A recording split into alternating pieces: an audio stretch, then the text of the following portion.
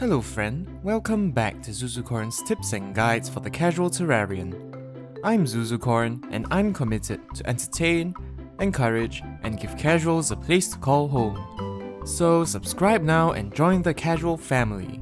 Last time we made the best money farm in the whole game. We also managed to take down Plantera, unlocking new things in the dungeon. Today, let's explore the upgraded dungeon and get some massive equipment upgrades. Maybe we can take down Duke Fishron too. First of all, I recommend getting the Shroomites armor, especially if you're following my gear progression quite closely. The Shroomite armor is a strong armor that buffs range weapons quite a bit.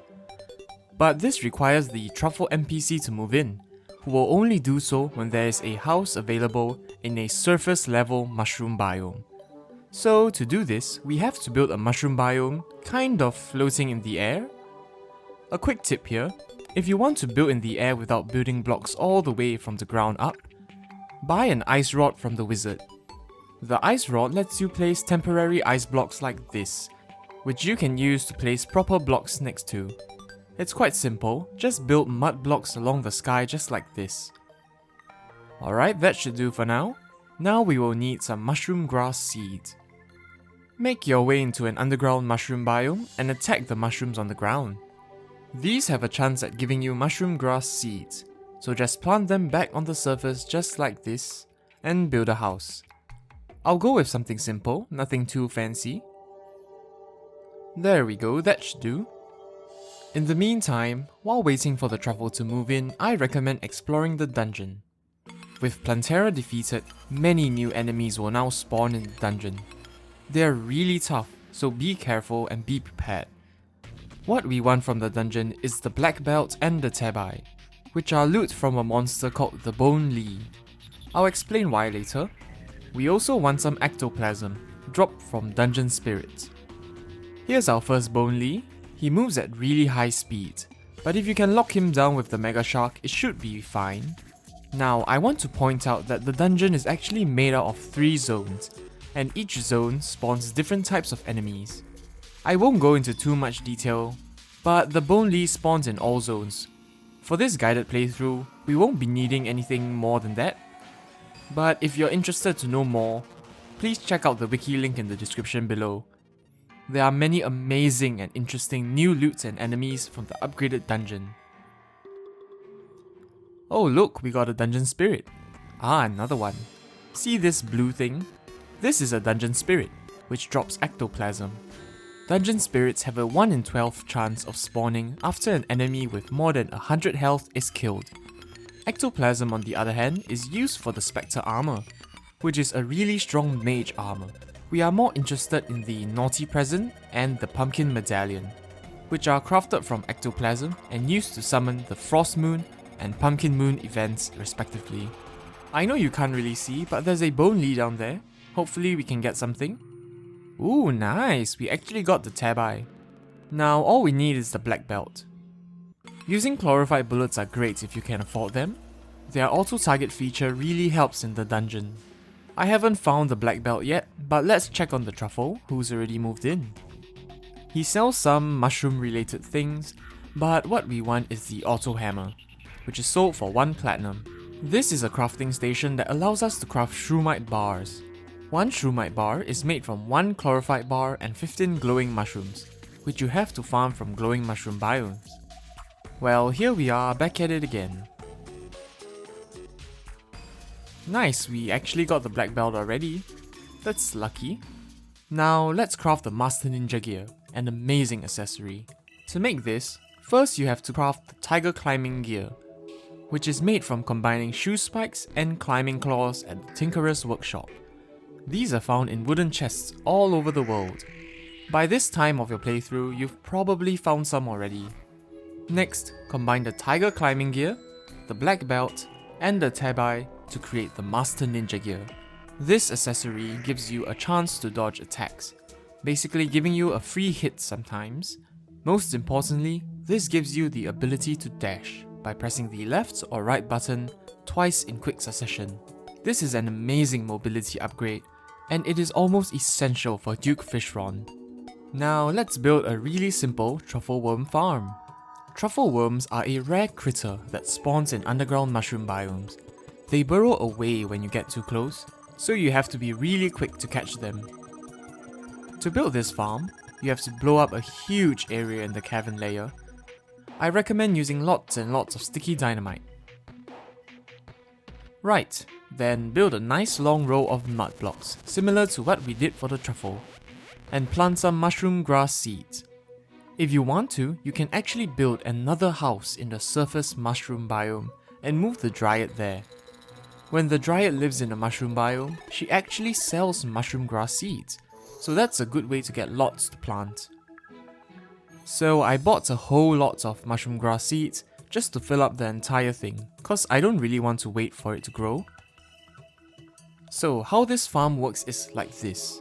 Imagine yourself at the center. Monsters can only spawn between 60 tiles to 85 tiles from where you're standing, on the left and the right. This is the same vertically, but only between 35 to 50 tiles. By blowing up a huge area and clearing out every single block and wall, and by having only this one row of mushroom grass, enemies have no choice but to spawn on this row right here. This means that if there are any truffle worm spawns, it will be only right here. Right, if you see, we already got one. Just run along and swing your nets at the right time. There we go. Oh, we got another one already. Once again, just run at it and catch it before it burrows away. As I mentioned, shroomite armor requires chlorophyte, so let's get way more. At the same time, we can also hunt for more live fruits. Alright, now that we're back, let's craft a naughty present from silk, ectoplasm, and souls of frights from Skeletron Prime. Using this at night summons the Frost Moon, a difficult event with lots of great loot drops. Let me warn you though, this invasion really isn't easy. So don't be discouraged if you die. How this works is that the Frost Moon goes in waves, and killing enemies increase the wave count. For the first 2 waves, you can safely hide in the AFK farm we built a while ago. However, once the Everscream spawns, this won't work anymore, because it can phase through blocks. Watch. I recommend using the Daedalus Stormbow and Holy Arrows. I've also managed to find the Magic Quiver, which drops from skeleton archers, which increase the speed of your arrows. Enemies in the Frost Moon are tough and deal high damage, so keep your distance and rain arrows down from above. Upon defeating a present mimic or an Everscream, large amounts of hearts will drop, which you can use for a quick heal. Ah, our target has arrived. This is the Santa NK1. This is a really tough enemy who has a variety of attacks. However, he drops the Chain Gun, which is a massive upgrade to the Mega Shark. You can hide behind a solid block if you built your arena like mine, because this blocks his bullet attacks. So similarly, bombard him with holy arrows using the Daedalus Stormbow. So after a night of fighting, we actually managed to get the chain gun. Let me show you. Look at that attack speed, it's much higher than the Mega Shark. This should also be the last few glowing mushrooms that I need for the Shroomite armor. Craft Shroomite bars at the auto hammer and make the armor. There are 3 types of helmets by the way. One for arrows, one for bullets, and one for rockets. I recommend the bullet one for now, since the chain gun is our main weapon after all. So to fight Duke Fishron, make 2 rows of platforms, one near the surface of the water and one on top. What we want from Duke Fishron are the Fishron wings and the Tsunami bow. To summon him, fish with the truffle worm as bait, just like this. I recommend using the chain gun and chlorophyte bullets. Duke Fishron will dash at you 5 times at the start, so what you have to do is dash away from him with the Master Ninja gear. After 5 dashes, he will fire bubbles which aren't too much of a threat, or Sharknadoes, which will spawn a tornado that shoots sharks at you. These are extremely dangerous, because the tornadoes deal damage when you touch them, and the sharks also fly towards you, so this makes Duke Fishron extremely challenging. At half health, he transforms. He will now do 2 dashes, followed by the bubbles or Sharknadoes. I would actually think this is easier to dodge, because his dashes are the main problem, especially with leaf wings. Keep it up and you'll eventually defeat him. Oh, and make sure not to die to the Sharknadoes after he's dead too. So I farmed a lot of him and I still can't seem to get the Tsunami bow. It's been more than 20 minutes, still no sign of the bow. Night has fallen. Many Fishron slayed. Still nothing. Man, the RNG is horrible today. Oh, finally! That took an absurd amount of time. At least we finally got it. The Tsunami is a strong bow that shoots 5 arrows per shot. You know, let me just show you how long that took me. I mean, look at the amount of loot I got. 3 bubble guns, 4 razor blade typhoons, 1 temper staff, and a huge amount of flare-ons. There's much more that I didn't bother picking up too because I ran out of space, but no matter, we got it already. Anyway, to show you how strong the Tsunami is, I'll summon a Frost Moon just to show you. Take note that I'm using wooden arrows.